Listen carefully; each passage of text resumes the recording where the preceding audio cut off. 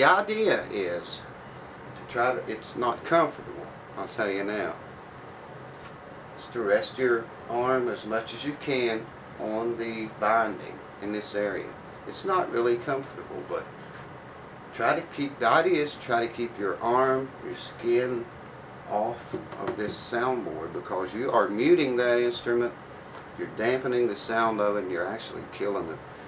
If you're one of the people that plays with your hand, palm of your hand, again the saddle or the pins, it's the same thing. It's actually worse if you get again those.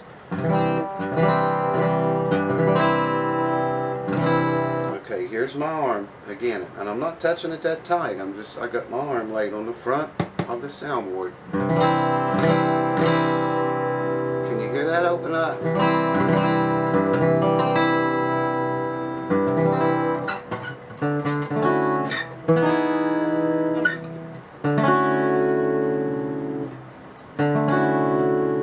Hear that? It's a major difference. It helps with volume, it helps with overall sound, especially in recordings.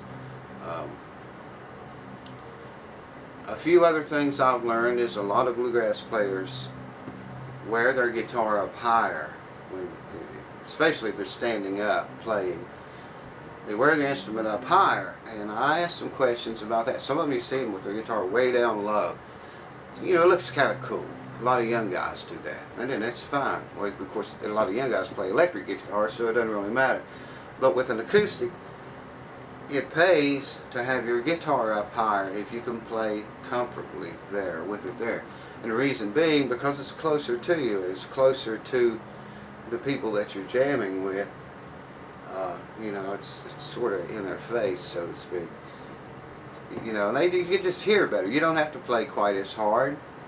You don't have to, you know, kill yourself to be heard. Just by shortening your strap a little bit and raising it up, get it up closer to your face, your ears, you know, where you can hear yourself. Makes some major difference when you're playing with, you know, a group of people without a PA system, just a jam station or whatever. Try that. And like I say, try resting your arm on the, you know, the actual binding here. It's not the most comfortable thing in the world. One of the things I found out I thought was interesting, Tony Rice, for instance, I don't think anywhere in history that I know of you will see Tony Rice playing guitar in a short sleeve shirt. He's always got something on to keep that from happening. Even if you get, again, if you got, you know, some kind of cloth or material in between you and the guitar, it helps. If you got just bare skin in the guitar, you notice this muting going on even worse.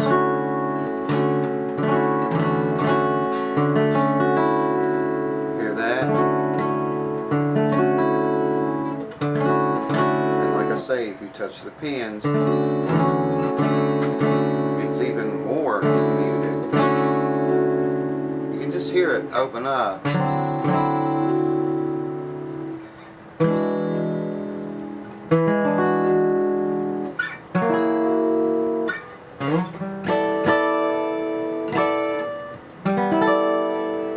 It makes all the difference in the world. So, maybe I'm wrong. Maybe there's some video or images out there somewhere of Tony Rice playing guitar in a short sleeve shirt.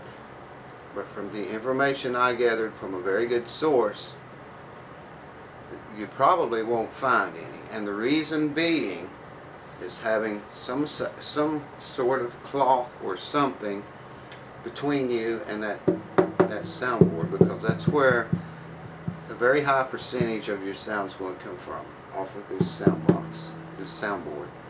Yeah, a lot of it's, you know, it's got compared to do with the braces inside the guitar. The back even contributes to it, the way the system pumps air. There's a whole lot of different theories about this. But this being the main soundboard, you know, anytime you've got pressure against that, you are actually muting that guitar, and you're taking away from what it's capable of.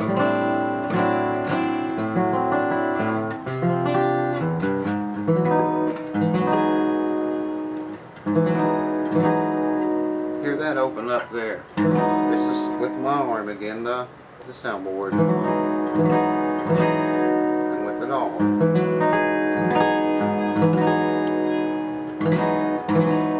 And this is just the saddle. You can tell a difference in the sound there.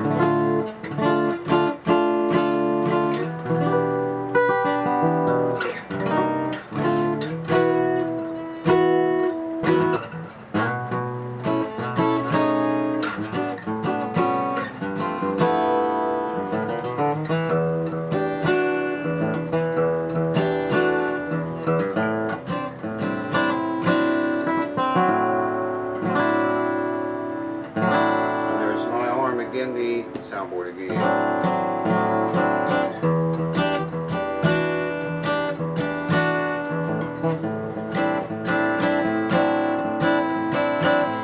And I'll raise it.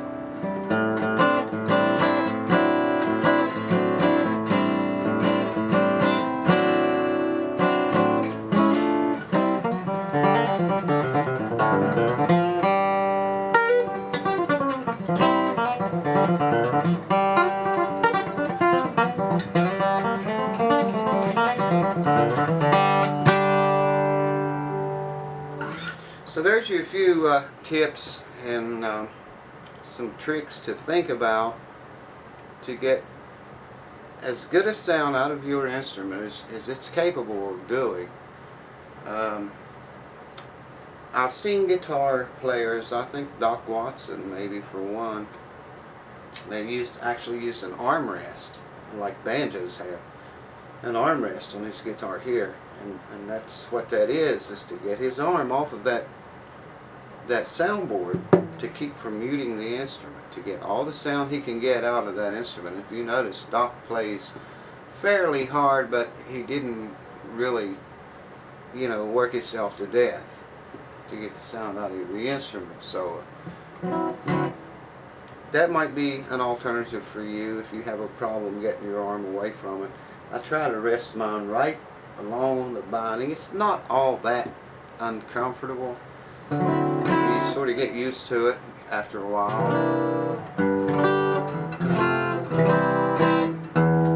Some chords and some notes and some different areas on guitars are more sensitive than others. So you will notice this effect on some guitars in areas where others may not respond that way. It's due to, you know, a lot of things. There again, the braces, the thickness of the braces, the maker of the guitar, the type of wood was used, and what kind of spruce it actually has on the front. There are different types of spruce they use, different thicknesses, different thicknesses of the bracing inside and the tone bars. Just a whole lot of things contribute to this. But what you can do while you're playing is remember that. Try to keep off of the soundboard, and I would recommend never touching this. You know, some people anchor their hand down here, and that's fine. I do it myself. I think everyone uses some kind of anchor.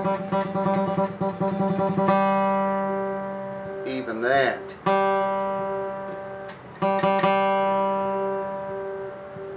I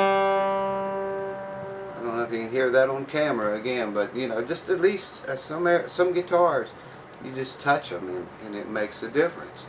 So there's you some a few tricks, I guess you could call them, to think about, and some tips I hope maybe will help you work to get a better overall sound. Now, moving on to this lick.